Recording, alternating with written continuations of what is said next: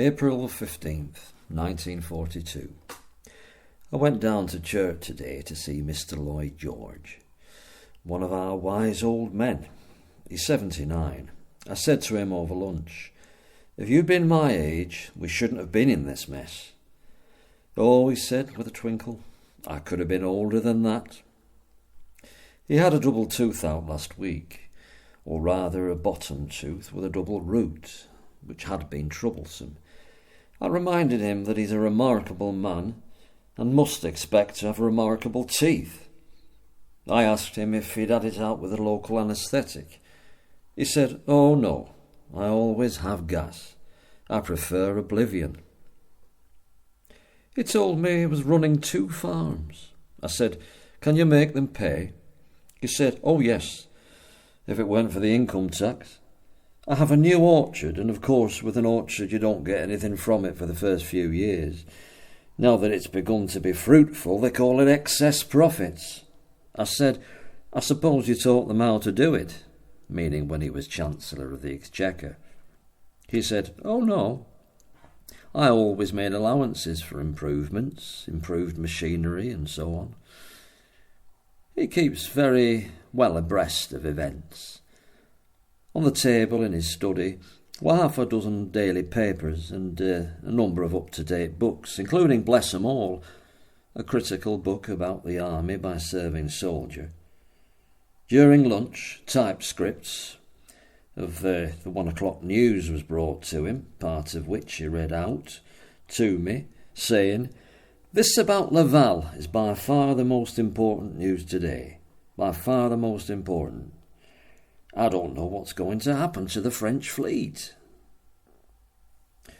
We discussed many things, among them the beginning of the war, Poland, the Prime Minister, India and Russia. I mentioned our paucity of aircraft in certain theatres of war that I'd visited, and I said I'd never yet understood how, after the beginning to rearm in 1936, we came to have only a few hundred aircraft of all kinds in France when Hitler broke through the Low Countries in the spring of 1940. "There's a mystery there that I don't understand," I said.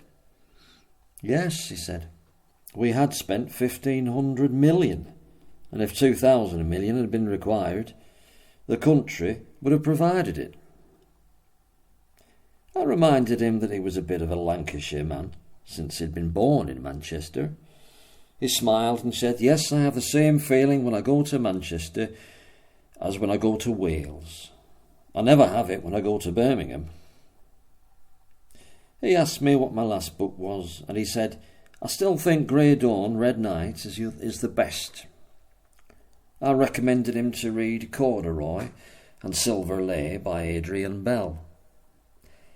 I signed his visitor's book, and I left him just before he went for his afternoon sleep, which I believe he's been taking whether at home, in trains or on ships since he was 40 years old. He said, "You may find yourself joining that second front." I travelled down to Churt first class. Both going and coming, there were more third-class passengers than first in the compartment. Private soldiers with their kit barged in without any apology.